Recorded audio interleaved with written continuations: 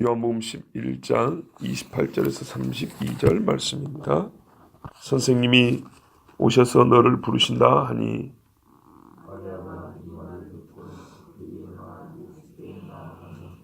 예수는 아직 마을로 들어오지 아니하시고 마르다가 맞이했던 곳에 그대로 계시더라.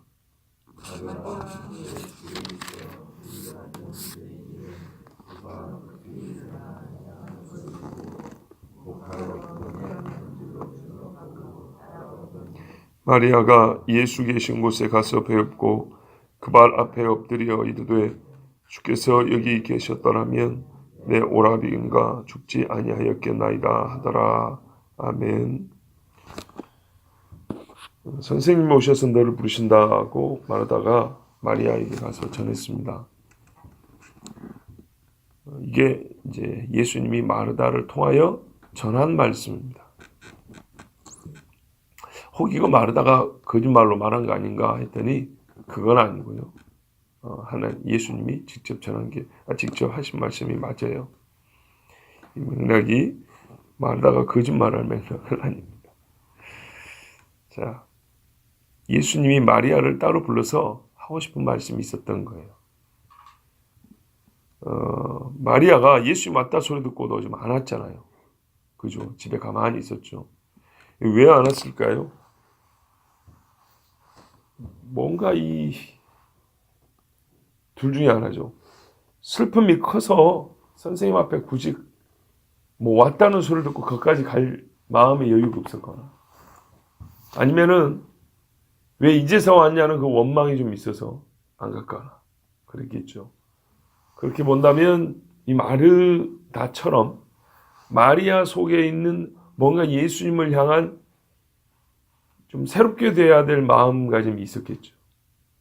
사람 북적거리는데 말고 조용히 따로 불러서 할 얘기가 있었던 거죠. 그래서 마르다를 통해서 불렀습니다. 그런데 여기에 참 한 단어가 예수님과 그동안에 대화했던 마르다가 사람이 어떻게 변했는지에 대해서 보여주는 말이 있습니다. 뭐냐면 돌아가서 가만히 은밀하게 이런 뜻입니다. 만약에 예수님에 대한 이 화가 났으면 어떻게 했을까요?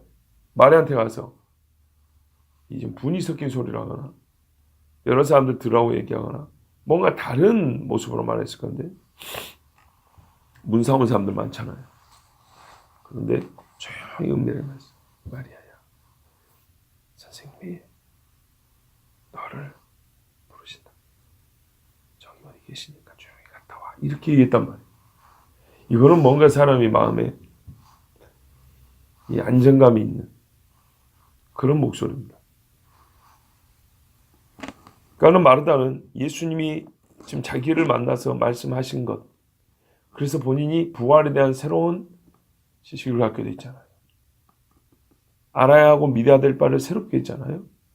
그리고 주님과 저 안 오실 때는 마음 좋은데 와서 얼굴을 보고 대화하니까 뭔가 마음이 좀 달라졌어요. 그게 이 표현된 겁니다.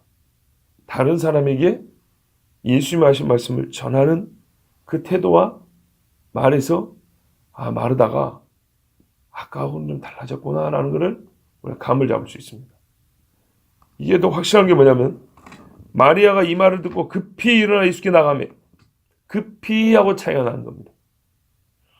예수님 나를 불렀어 고맙게도 하면서 급히 나가는 그런 걸 쓸 수 있는데 마르다가 조용히 말을 했으면 거기에 맞게 행동거지를 해야 된다는 것도 우리는 상식적으로 그냥 감으로도 다 알 수 있는 거죠. 우리 언니가 지금 이렇게 말하는 거는 나보고 조용히 갔다 오라는 얘기다. 다른 사람들 눈치 못 채게 예수님을 따로 만나서 할 얘기했다는 그런 거를 눈치를 챌 수 있잖아요. 그런데 마리아는 언니 말을 듣고 급히 일어나서 뛰어나갔어요. 그러니까 그 다음 절부터 31절에 유대인들이 급히 따라 나가잖아요. 요거 방지하려고 조용히 얘기했던 거예요. 마르다가 갑자기 사람이 죄로워지고 신중해졌죠.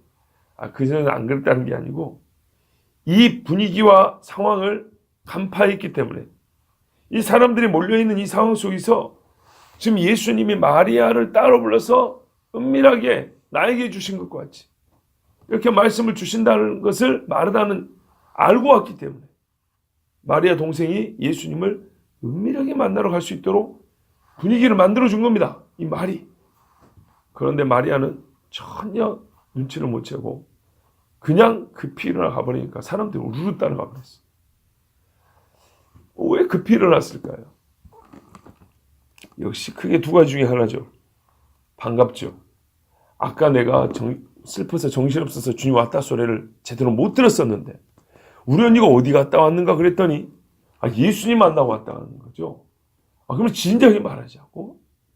아까 알았으면 아까 갔을 텐데 하고 이제 불이 나게 나갔거나 아니면 알았는데 일부러 안 가고 있었어요.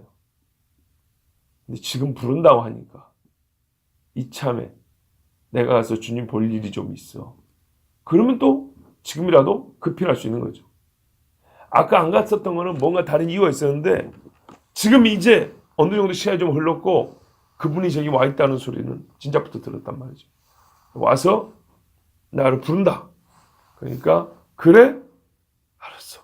그리고 이제 일어났단 말이죠. 그럼 이런 경우는 솔직히 말해서 어떤 원망하려는 소리를 담고 있었는데 아까는 내가 그냥 있었는데 언니가 갔다 오고 그러니까 나도 가서 그럼 예수님한테 얘기 좀 하자. 그랬을 수 있는 거죠. 근데 이 후자가 가깝다고 봐요. 좀 이따가 마리아가 예수님 앞에 하는 말을 들어보면 알 수가 있죠. 자, 30절에 보시면 예수는 아직 마을로 들어오지 아니하시고 마르다가 맞이했던 곳에 그대로 계시더라. 그래요. 예수님이 이 무리들을 외에 한적한 곳에서 살아가는 이들에게 특별히 알려줄 게 있을 때는 이렇게 따로 떨어져 있는 경우가 많습니다. 무리들에게 설교하신 다음에 제자들이 아직 이해가 안 됐을 때는 따로 가시다가 얘기를 새로 해주는 데가 있고 제자들 역시도 따로 있을 때 물어보죠. 아까 그 하신 말씀 우리도 잘 못 알아듣는데 선생님 그게 뭐지요? 그러면 이제 가끔 예수님이 그래서 야단도 치죠. 그 너희도 못 알아먹었다는 얘기냐? 다 아셨죠. 다 아셨지만 그렇게 이렇게 예수님은 모른다는 걸 알고 있었다는 얘기죠. 어찌 그걸 모를 수 있을까? 내가 너희하고 지금 몇 년을 같이 다니는데 그래 그러면 다시 가르쳐 줄게 하고 이렇게 따로 있을 때 바로 따로 설명해 주셨어요. 이 경우에도 마르다와 마리아에게 예수님이 부활에 관하여 따로 일러주신 이 마르다에게 지금 해주신 아까 그 말씀도 많은 사람 앞에서는 참 어려울 수도 있어요. 왜냐하면 그들은 그것을 못 받아들이고 아마 그 자리에서 논쟁이 될 수 있어요. 그 오병 이어 먹을 때는 다 좋았는데 바다 건너와서 내가 하늘로부터 내려온 만나라 이 말하니까 아주 시끄러워졌죠. 하늘로부터 내려온 만나라에도 시끄러운데 지금 죽은 자가 살아난 다음에 이거 조용하겠습니까? 그리고 예수님도 영원히 죽지 않는다? 이 말 뜻을 모르면은 시비 거기가 매우 좋죠. 그럼 당신도 안 죽고 우리도 안 죽는다는 얘기냐? 이렇게 나올 수 있잖아요. 자, 예수님은 그곳에 계시면서 불렀어요. 여러분 우리 그럴 때 있습니다. 부르는 경우 있습니다. 예수님이 나를 만나러 잠깐 그 있는 곳에서 좀 나와라 그런 경우 있습니다.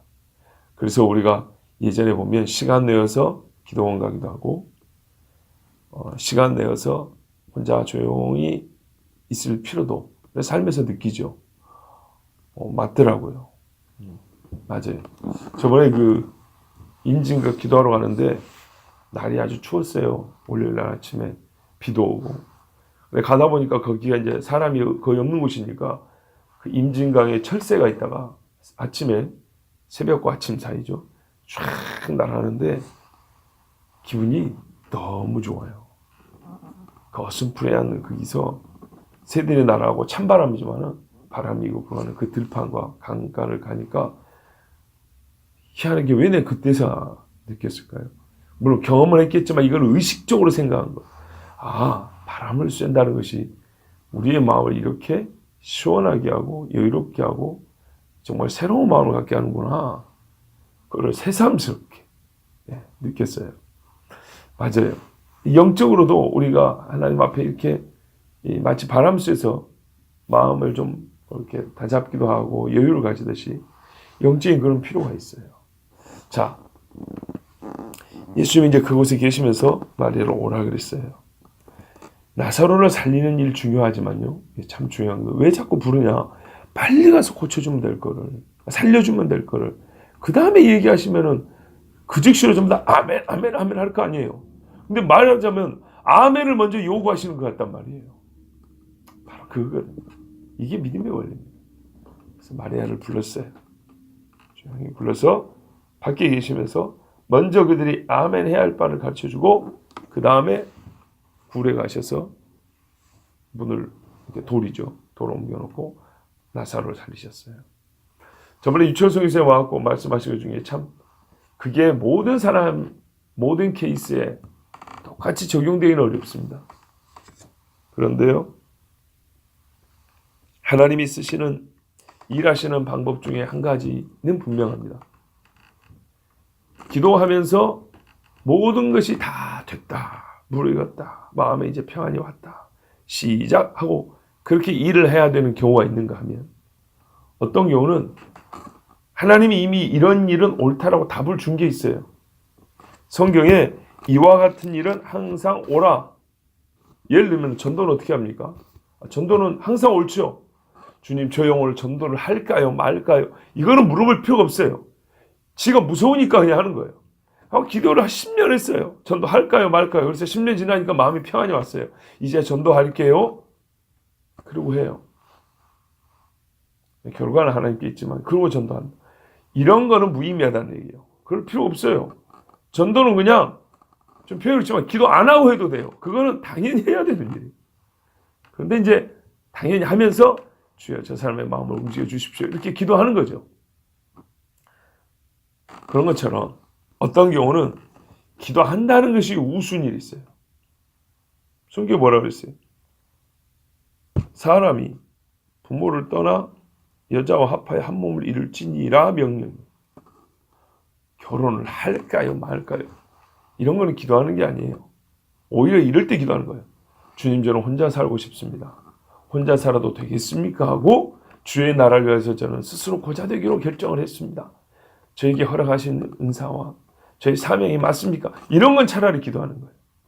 결혼을 한다는 것은 굳이 기도할 필요가 없고, 그러나 이 사람입니까? 저 사람입니까? 이거는 기도해야죠. 마치 그런 것처럼 우리 선교사님이 자기는 일하면서 요단강 건너듯이 그 원리로 한다고 그랬죠. 발 담가 놓으면 명령이 이미 떨어진 거니까 발 담가 놓으면 물을 갈라진다.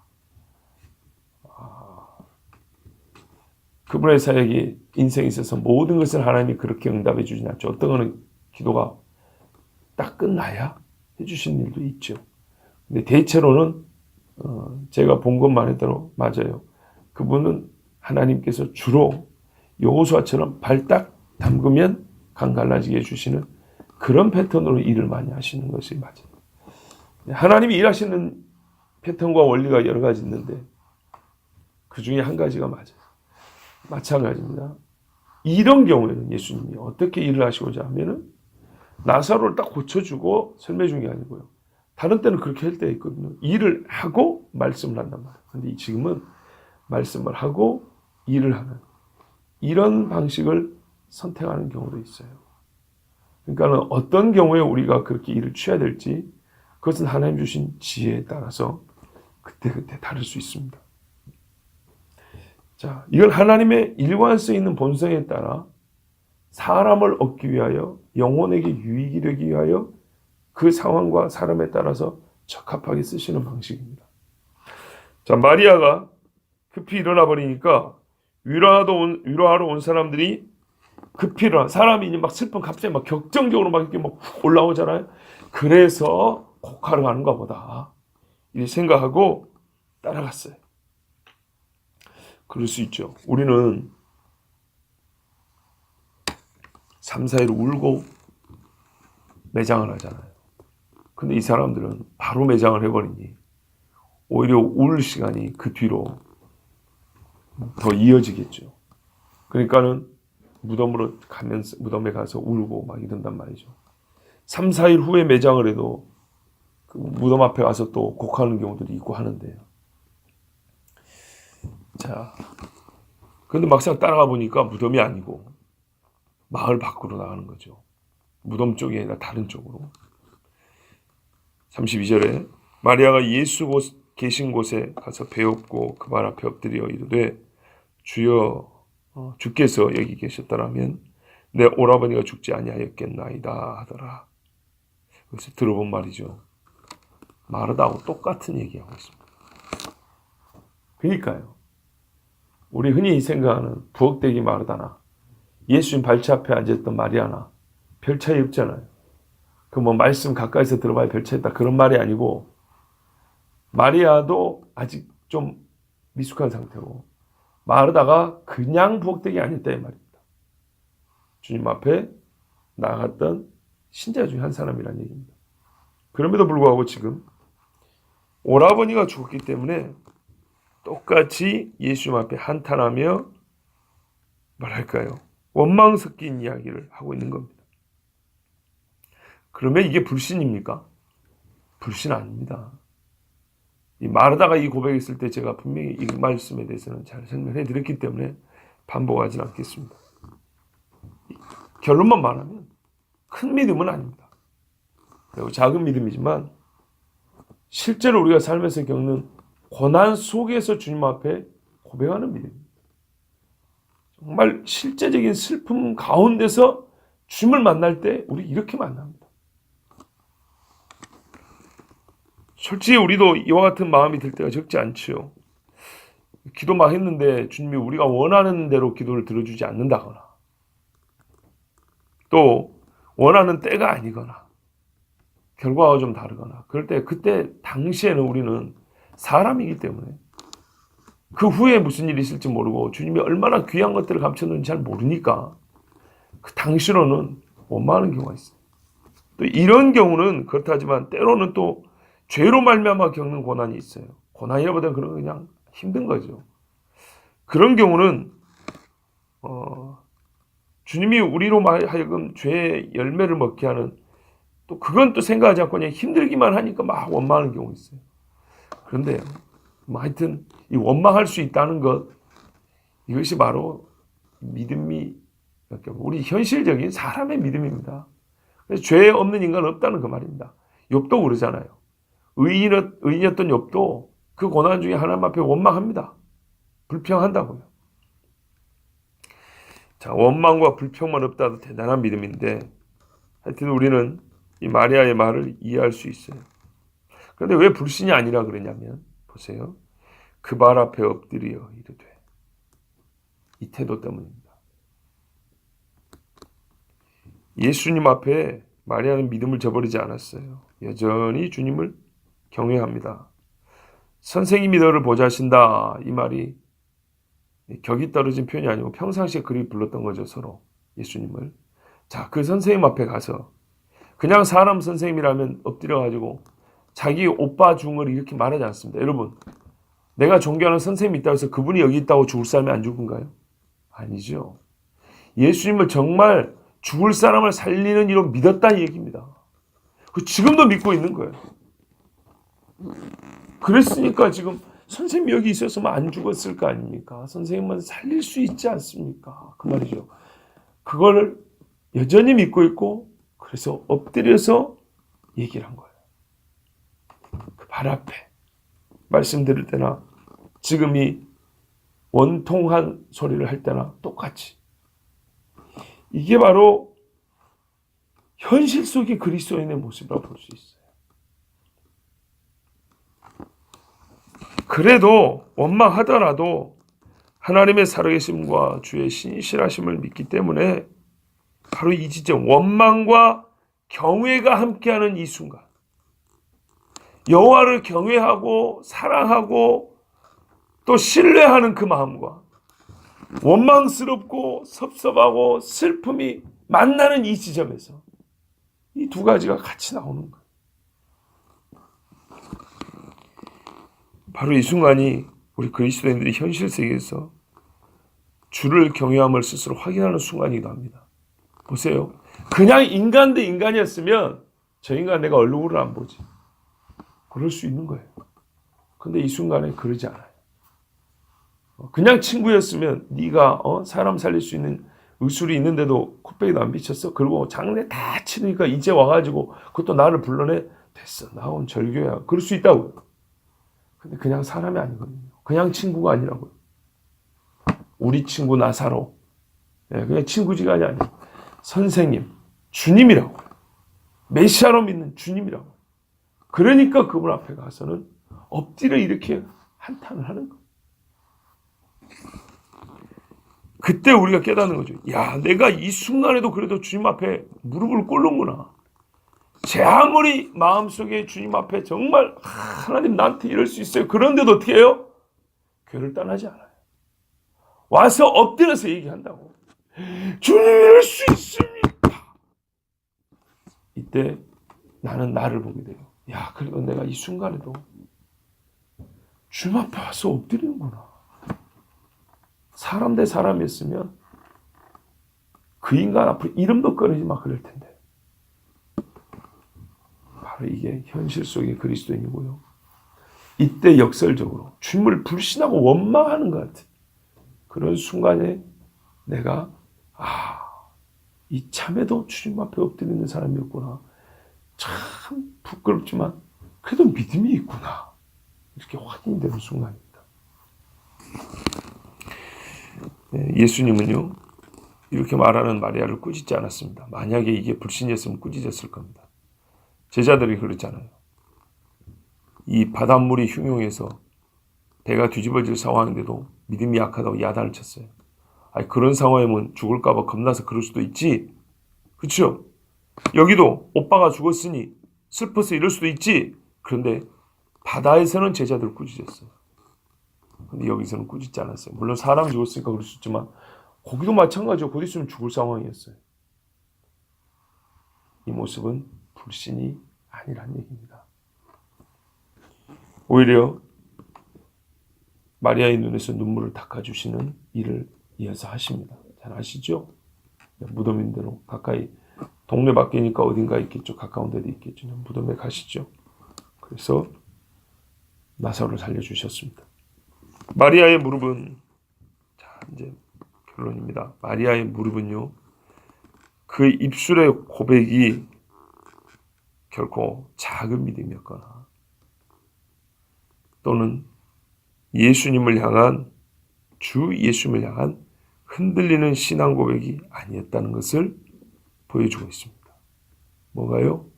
무릎이. 믿는 사람은 기뻐도 주님 앞에 무릎 꿇고 받으시옵소서 그러고요. 슬퍼도 무릎 꿇고 그 눈물도 주님 앞에 드리는 겁니다. 여러분 정말 이런 우리 삶에서 감정이 극에 달할 때 이쪽이나 저쪽이나 극단적일 때 그 감정이 이 주님 밖에 있다면 사람이 무슨 일을 하겠습니까? 매우 기쁨을 자기 영광으로 취할 것이고 큰 슬픔은 하나님이 없다고 말하는데 써먹을 겁니다. 다 주님 안에 있는 겁니다. 기쁨도 슬픔도 고통도 즐거움도 주님 안에 있는 겁니다. 이것이 표현이 되고 고백이 될 때 우리가 믿음 안에 있다는 것을 스스로 확인할 수 있습니다. 예수님은 그리고 이 경험을 마르다와 마리아에게 할 수 있도록 기회를 주셨습니다. 그러니까는 오빠가 살아난 것 외에 자기 신앙을 연약함이면서도 살아있는 신앙을 확인할 수 있는 기회를 주셨고 또 부활에 관해서도 오빠가 살았으면 정신없었을 겁니다. 뭐 들을 생각이 어디 있겠어요. 동네 사람도 막 시끄럽고 그 전에 오빠가 살아난 것을 넘어서 너희가 궁극적으로 부활이 무엇인지 알아야 하기 때문에 우리 주님은 차분히 가르쳐 주시고 오빠를 살려주셨습니다. 과연 하나님이십니다. 사람은 일의 순서를 주님과 맞추는 것조차도 어렵습니다. 우리 주님은 일의 순서를 정하시되 그 순서가 옳을 뿐만 아니라 우리에게 유익한 그 차례대로 일을 행하십니다. 곧 우리는 모든 것을 주께 신뢰하고 의탁해야 된다는 것을 배울 수 있습니다. 하나님이 하신 일은 항상 옳습니다. 기도하겠습니다. 하나님 아버지 감사합니다.